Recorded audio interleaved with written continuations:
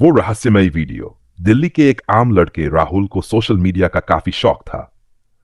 उसकी सबसे बड़ी पसंद टिकटॉक थी, जहां वो हर रोज नए वीडियो अपलोड करता था। एक दिन उसे एक वीडियो मिला जिसे देखकर उसका दिल दहला गया। वीडियो में एक अजनबी लड़की का चेहरा था जो बेहद डरावनी तरीके से कैमरे के सामने खड़ी थी। उसकी आंखें पूरी तरह से काली थी और वह किसी अजीब सी आवाज में कुछ बड़बड़ाते हुए हंस रही थी। वीडियो के कैप्शन में लिखा था, जो देखेगा वह सच्चाई जान जाएगा। राहुल ने वीडियो पर क्लिक किया और उसे देखा। उसे कुछ समझ नहीं आया, लेकिन उसे महसूस हुआ कि वह अजनबी लड़की उसे घूर रही थी। उसी रात राहुल को एक और वीडियो लिंक आया और इस बार वीडियो में उसी लड़की का चेहरा था, लेकिन इस बार वह उसके कमरे के अंदर थी। वीडियो में वह लड़की राहुल को देख रही थी और धीरे धीरे उसकी तरफ बढ़ रही थी। राहुल ने डरते डरते वीडियो बंद किया और सोने चला गया, लेकिन उस रात कुछ अजीब घटित हुआ। राहुल को नींद में महसूस हुआ कि कोई उसके पास खड़ा है। उसने अपनी आंखें खोली और उसे सामने वही लड़की खड़ी नजर आई। उसके चेहरे पर एक खौफनाक मुस्कान थी और उसकी आंखों में वही काली खालीपन था। राहुल घबराया हुआ चिल्लाया, लेकिन कोई आवाज नहीं निकली। लड़की ने एक धीमी आवाज में कहा, अब तुम मेरे वीडियो का हिस्सा बन चुके हो। अगले दिन राहुल ने अपने दोस्तों को इस बारे में बताया, लेकिन किसी ने उसे गंभीरता से नहीं लिया। एक हफ्ते बाद राहुल का सोशल मीडिया अकाउंट अचानक गायब हो गया और किसी ने उसकी जगह वही डरावनी लड़की का अकाउंट बना दिया। उसके बाद राहुल कभी नहीं दिखा।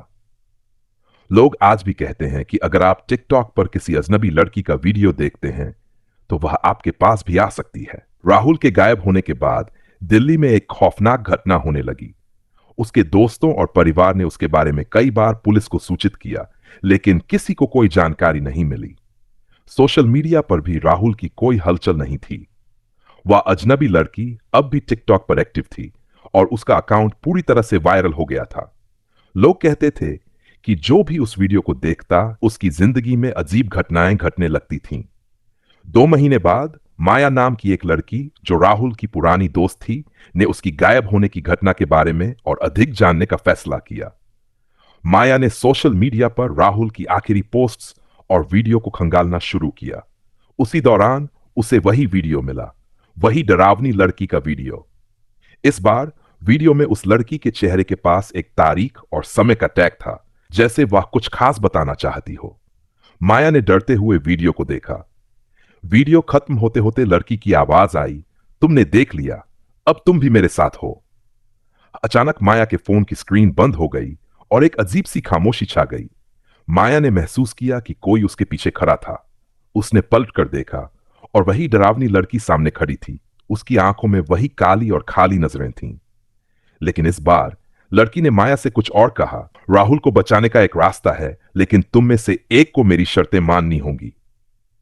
माया, जो अब डर से बेजान हो चुकी थी, ने झिझकते हुए पूछा, क्या शर्तें हैं? लड़की ने धीरे से कहा, तुम्हें वह वीडियो बनानी होगी जिसे कोई नहीं देखे। जो इसे देखेगा वह अपना सब कुछ खो बैठेगा। यह तुम पर निर्भर है कि तुम किसे चुनेगी, अपनी जान या राहुल को। अब माया के पास कोई रास्ता नहीं था, लेकिन उसने वीडियो बनाने का फैसला किया। उसने उस लड़की के सामने डरते हुए वीडियो रिकॉर्ड करना शुरू किया। वीडियो में लड़की का चेहरा साफ दिखाई दे रहा था और माया ने अपनी जान को बचाने के लिए उसका हर आदेश माना।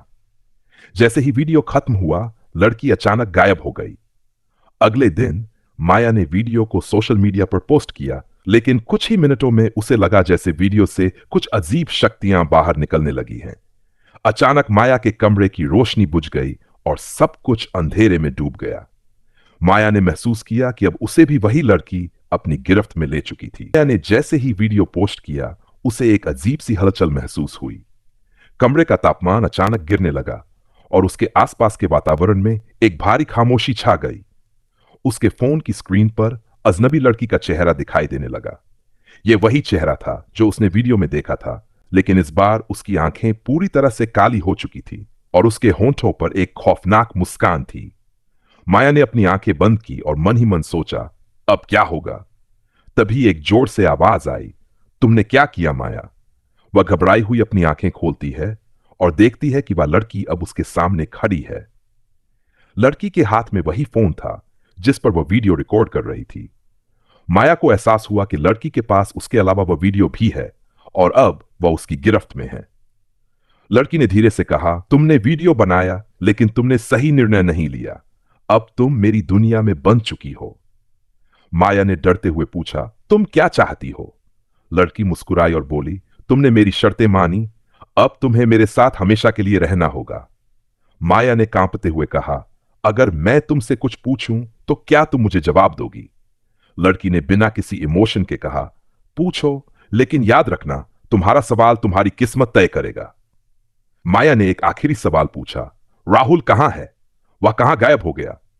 लड़की की आंखों में एक अजीब सी चमक आई और उसने कहा, राहुल अब मेरे साथ है, वह उस वीडियो के साथ रह गया। तुम दोनों को एक ही रास्ते पर चलना होगा। इतना कहकर लड़की अचानक गायब हो गई। माया ने डरते डरते अपने फोन को देखा और उस पर एक नया वीडियो लिंक आया था। लिंक को खोलते ही माया ने देखा कि वह वीडियो वही था जिसमें राहुल को दिखाया गया था, लेकिन अब वह भी लड़की के पास खड़ा था। उसकी आंखों में वही काली खालीपन था। माया ने डरते हुए वीडियो को बंद किया और समझ गई कि वह खुद अब उस रहस्यमय दुनिया का हिस्सा बन चुकी थी।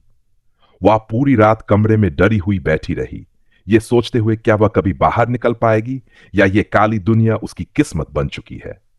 वह वीडियो अब तक वायरल हो चुका था और हर कोई उसे देखता था, और जैसे जैसे लोग इसे देखते गए उन पर वही डरावनी लड़की अपनी पकड़ मजबूत करती गई। अब इस खौफनाक स्थिति में फंसी हुई थी, लगातार उस वीडियो को देख रही थी जो अब तक हजारों लोगों के बीच फैल चुका था। हर कोई जो उसे देखता उसके बाद कुछ अजीब घटनाओं का सामना करने लगता। माया जानती थी कि अब उसका और राहुल का भाग्य एक ही दिशा में मोड़ चुका था, लेकिन वह अब तक इस रहस्यमयी वीडियो के पीछे का राज जानने की कोशिश कर रही थी। एक रात माया को एक अजीब सा संदेश मिला। यह संदेश उसके पुराने दोस्त अमित का था, जो कभी उसकी मदद किया करता था।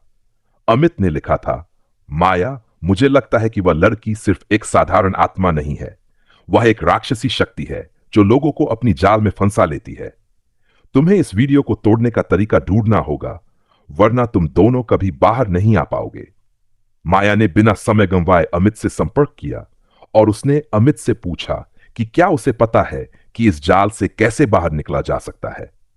अमित ने बताया, यह वीडियो एक तरह से शापित है और यह शाप तब तक जारी रहेगा जब तक कोई इस वीडियो को पूरी तरह से समझकर तोड़ने की कोशिश नहीं करता। तुम्हें उस लड़की के अतीत के बारे में पता करना होगा, क्योंकि वह सिर्फ किसी की आत्मा नहीं है, वह एक घातक शक्ति है जो किसी पुराने काले जादू के कारण जीवित है। अगले दिन माया ने अपने पूरे शहर में उस लड़की के बारे में जानकारी इकट्ठा करनी शुरू की। उसने पुराने अखबारों और इंटरनेट पर खंगाला और धीरे धीरे उसे पता चला कि यह लड़की कोई और नहीं बल्कि एक बहुत पुरानी काले जादू की साधिका थी जिसका नाम निशा था। निशा का नाम उस इलाके में बदनाम था क्योंकि वह मृतकों के साथ संवाद करती थी और उन्हें अपनी शक्ति में बांधने के लिए काले जादू का इस्तेमाल करती थी। माया ने देखा कि निशा ने अपनी मौत के बाद भी अपनी शक्तियों को जिंदा रखा था और अब वह उन लोगों को अपनी जाल में फंसा रही थी जो उसके वीडियो को देखते थे।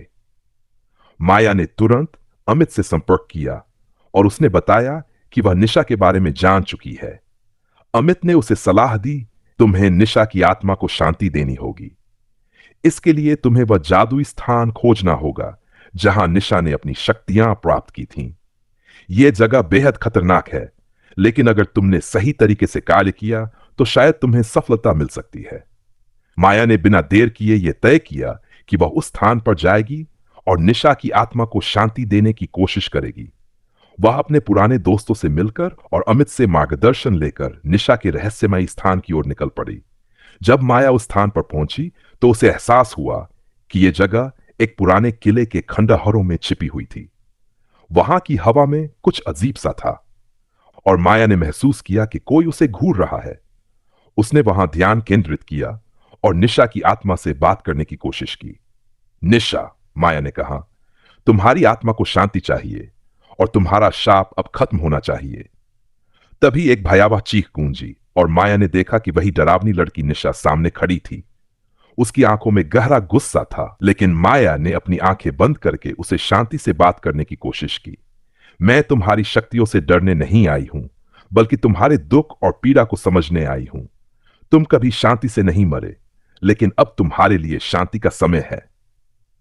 निशा की आंखों में एक पल के लिए एक अजीब सी नरमाई आई और फिर धीरे धीरे वह गायब हो गई।